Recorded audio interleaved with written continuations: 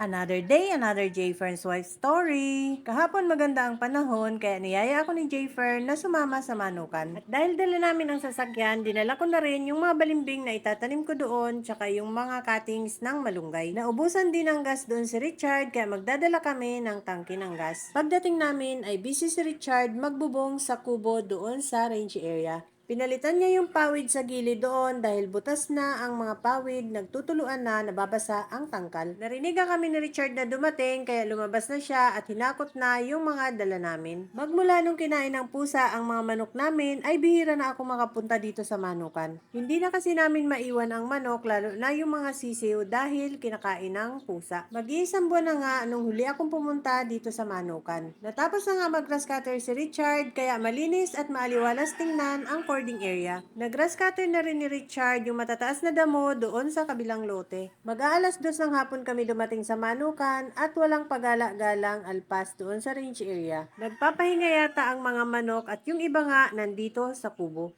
Nabubungan na rin pala ni Richard itong kubo namin dahil nagtutuluan na. May natira pang pawid kaya doon naman siya nagbububong sa range area. Yero ang bubong ng kubo namin sa range area pero yung dulo noon ay pawid. Hindi kasi pwedeng yero ang bubong ng ibabaw ng tangkal dahil sobrang init. Kaya pawid ang ibinubong namin sa tapat ng tangkal. Tiningnan ko nga itong ginawang extension ng range area at malaki nga ang ginawa nilang extension.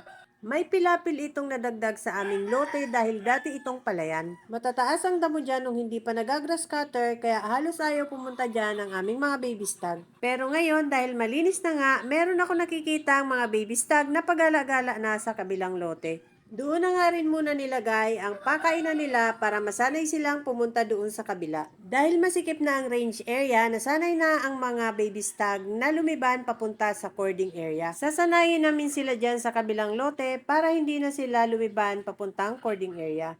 Kaya pala tahimik sa range area ay nagpapahinga ang mga baby stag. Nakahapon lahat sila sa tipi at natutulog, nagising lang sila nung pumasok ako sa gate. Kasalukuyan ngang nagbububong si Richard, iniwan muna niya dahil linahakot pa niya yung mga dala namin. Butas-butas na nga ang mga bubong dyan kaya nagtutuluan na, basang-basa na pati ang mga tangkal. Taon-taon kaming nagpapalit ng bubong na pawid dyan sa kubo. Ayan ang kanilang range area.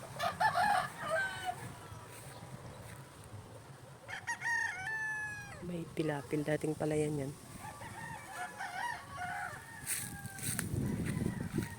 Pinapakain ng mga alpas. Kinulong muna dito ng net para hindi makalabas ang mga... Ay, may bunga na pala ulit ng saging.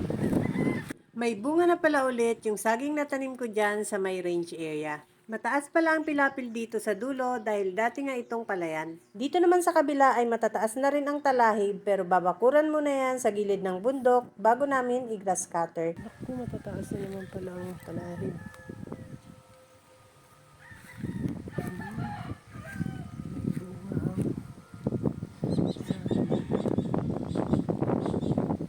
Ang sarap ng simoy ng hangin sa manukan, kaya kahit mainit ay mapresko pa rin. Sobrang hangin kaya yung mga manok ay nasa tipi lahat. Mukhang inantok din ang mga manok dahil sa lakas ng hangin.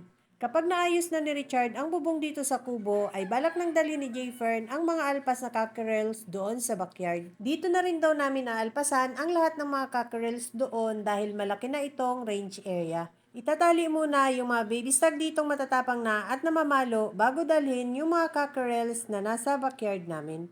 Tahimik din ang mga manok dito sa cording area. Madami pa nga rin ang bakanting talian dito. Nung huling punta ko dito ay madaming sibol na aratilis dyan kaya masukal tingnan. Buti na lang ay pinatanggal ni Jayfern at nagtira lang ng ilang peraso na ililipat doon sa kabilang lote. Tataniman din kasi namin ng puno sa kabilang lote para hindi masyadong mainit kapag may itinalit na kami doong manok. Madaming bunga ang aratilis ngayon, malalaki na at hinog na kaya namitas muna ako at kinain ko. Matamis pa rin ang aratilis pero hindi katulad pag tag-araw na sobrang tamis. Dahil tag-ulan siguro kaya medyo tumabang ang lasa ng aratilis. Nandito naman sa kabilang range area ang mga pulet na dinala namin nung nakaraan. Ililipat na rin ang mga pulet dito kapag natapos ni Richard ang kubo doon para sama-sama na ang lahat ng alpas doon at hindi na palipat-lipat si Richard kapag magpapatuka ng mga manok. 11 pulet ang nakalagay dyan sa range area, hindi ko makita kung nasaan, nandun pala sa likod ng mga pinya. Malamig kasi sa may puno ng pinya kaya doon lahat sila nakatambay. Nakakatuwa ang pinya namin dito dahil halos lahat ng puno ay may bunga. Kaya lang nakakapanghinayang ngayon dahil karamihan sa mga bunga ng aming pinya ay may kagat ng daga. Ilang taon na kaming nag-harvest ng pinya dyan pero ngayon lang talaga sila dinaga. Itong isang pinya na to itinuro sa akin ni Richard, kuhanin ko na daw at hinog na walang kagat ng daga.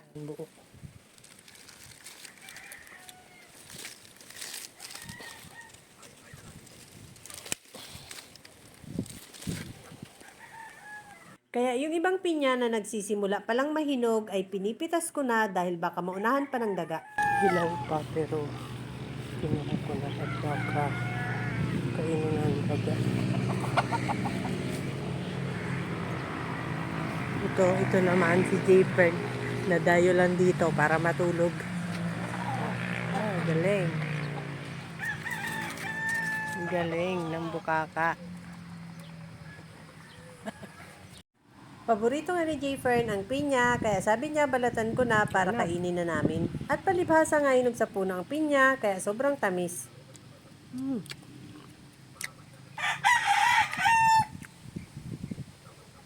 Tamis.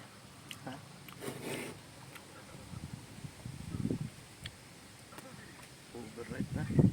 Hindi ganyan talaga yan.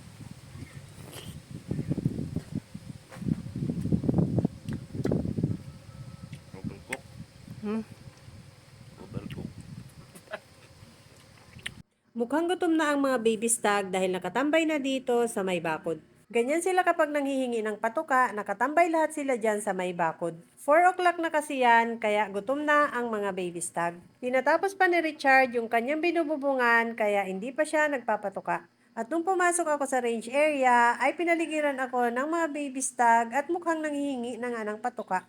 Sumunod sila lahat sa akin dahil akala nila ay papatukain ko sila dahil naglakad ako papunta doon sa kanilang patukaan.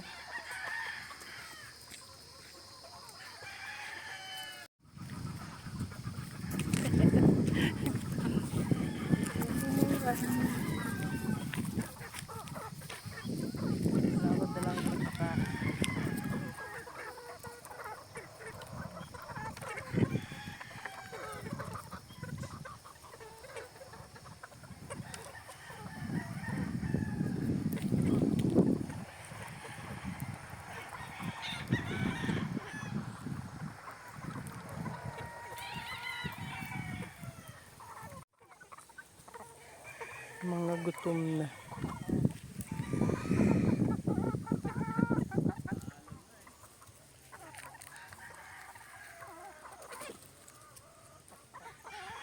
Dulo.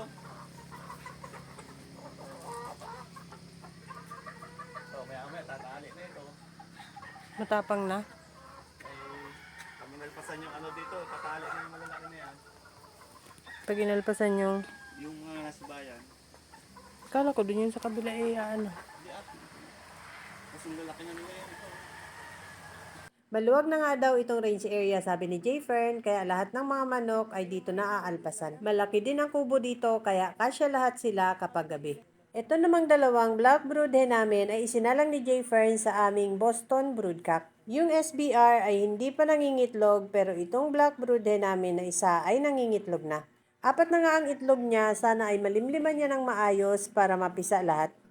Tapos nang magbubong dito si Richard, kaya bukas naman sa kabilang side ng kubo siya magbububong. Sinilip ko nga yung itlog ng atay di black brood hen at yan may 4 na siyang itlog. Yung SBR naman ay wala pang itlog. Habang kumukuha ng patuka si Richard ay nakaabang sa kanya ang mga manok sa gilid ng bakod. Sumunod nga lahat kay Richard ang mga manok papunta dun sa kanilang patukaan. Itong mga alpas lang ang pinatuka ngayon ni Richard dahil yung mga nasa cording area ay ipa-fasting niya. Once a week kasi ay nagpa-fasting kami ng manok. Bago kami umuwi ay binitaw muna nila Jayfern ang mga stag. Sinasanay na kasi niya ang mga stag sa bitaw. Pagkatapos ay umuwi na kami ni Jayfern dahil magpapatuka pa kami ng mga manok sa amin. That's all guys. Thank you so much for watching. Please like, share, and follow for more. See you on my next video. Bye!